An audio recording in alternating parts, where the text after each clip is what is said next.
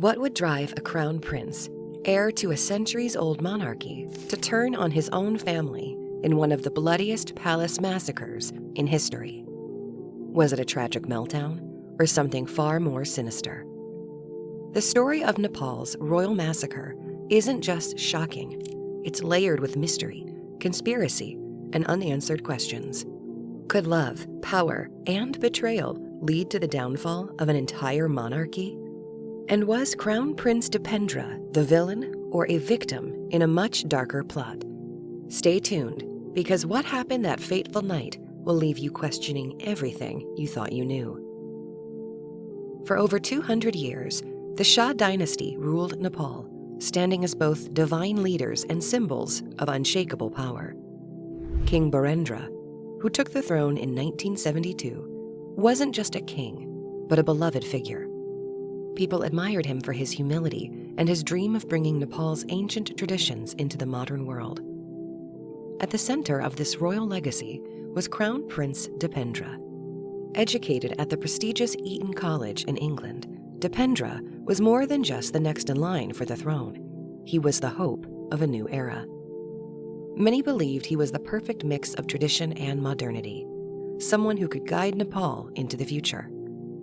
But behind the palace walls, things weren't as perfect as they seemed. Beneath the surface, tensions were quietly building: family conflicts, political pressures, and whispers of discontent. No one could have imagined how tragically it would all unfold. On the night of June 1st, 2001, the unthinkable happened. At what was supposed to be a relaxed family gathering in the Naranyedi Royal Palace, Crown Prince Dipendra allegedly turned a gun on his own family. His father, King Birendra, his mother, Queen Aishwarya, and 7 other family members were killed. By the time the chaos ended, Nepal's royal family was shattered, and its monarchy was left teetering on the edge of collapse. It was a night that would change Nepal forever.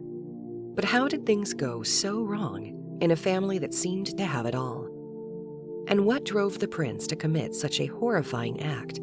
Or was there more to the story? Let's find out. Crown Prince Dipendra was the image of a modern king, charismatic and ready to lead Nepal into a new era. But behind the polished exterior was a young man torn between duty and desire. At the heart of his turmoil was his love for Devyani Rana, a woman from the powerful but controversial Rana family. Historically, the Ranas had been rivals of the Shah dynasty, and their influence was still politically charged. King Birendra and Queen Aishwarya strongly opposed the relationship, fearing it could destabilize the monarchy's fragile balance. Dipendra, however, was deeply in love and determined to marry Devyani. His parents' repeated rejections didn't just frustrate him, they crushed his sense of autonomy. As the conflict dragged on, Dipendra became increasingly isolated and emotionally volatile. Reports suggest that he turned to alcohol and drugs to cope, fueling erratic behavior. Palace insiders hinted at growing arguments between him and his parents, particularly over his future and the monarchy's direction. Nepal itself was under immense pressure during this time. Political reform was reducing the monarchy's influence, leaving the royal family vulnerable. Dipendra's frustrations mirrored the country's struggle between preserving tradition and embracing modernity. These tensions, both personal and political, were about to collide in a tragedy that would forever change Nepal's history. But how did it all spiral out of control? It was supposed to be a family dinner. The royal family gathered at the palace, sharing what seemed like an ordinary evening. But when Crown Prince Dipendra arrived late, things felt off. Witnesses say he was visibly drunk and acting strangely. No one knew that this night would change Nepal forever. At some point during the dinner, Dipendra left the room. When he returned, he was armed. What followed was a nightmare. He opened fire, starting with King Birendra, Queen Aishwarya, and Prince Nirajan. Chaos erupted as family members tried to flee, but Dipendra moved quickly and coldly, targeting them one by one. When the shooting stopped, the royal family was in ruins. Dipendra turned the gun on himself, leaving him in a coma. Strangely, while unconscious, he was declared king, a surreal twist in an already unimaginable tragedy. He passed away 3 days later, and his uncle, Gyanendra, was crowned king. But the damage was done. The massacre left Nepal in shock, and trust in the monarchy shattered overnight. What happened that night? Was it just a family conflict that turned deadly? Or was there something more sinister at play? Stay with us as we unravel the conspiracy theories, political intrigues, and unanswered questions that still haunt Nepal to this day. The news of the massacre spread like wildfire, plunging Nepal into mourning and confusion. How could the Crown Prince, destined to lead the nation, commit such an atrocity? The official explanation painted Dipendra as a mentally unstable individual, driven to violence by personal frustrations.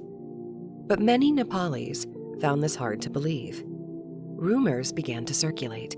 Some speculated that Dipendra had been framed and that the massacre was part of a larger conspiracy to shift power within the royal family. Fingers were pointed at Gyanendra, the new king, with whispers that he had orchestrated the tragedy to seize the throne. The lack of transparency in the investigation only fueled these suspicions. For the people of Nepal, the massacre wasn't just a royal tragedy, it was a national trauma.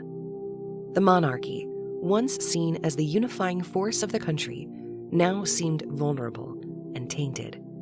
The official narrative is clear.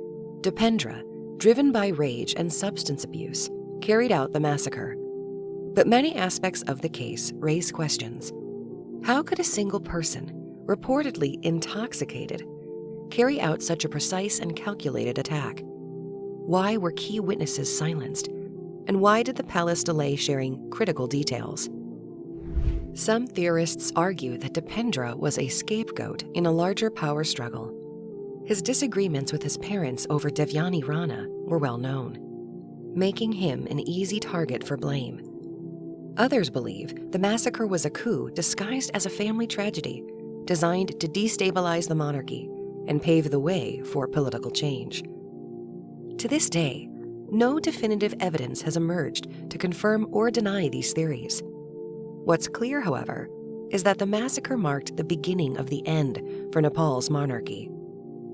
The royal massacre didn't just destroy a family, it shattered the monarchy's image as a sacred institution. King Gyanendra, who took the throne after Dipendra's death, faced widespread distrust. His attempts to consolidate power only deepened public resentment.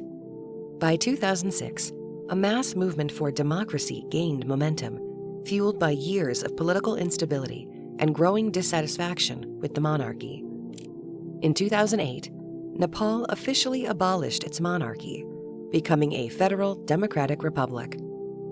The Shah dynasty, which had ruled for over 200 years, was no more. While the massacre was a turning point, it was also a reflection of deeper issues: power struggles, societal changes, and the monarchy's inability to adapt to modern times. The tragedy accelerated the monarchy's decline, but its fate may have been sealed long before that fateful night. The Narayanidi Palace, once the seat of royal power, is now a museum.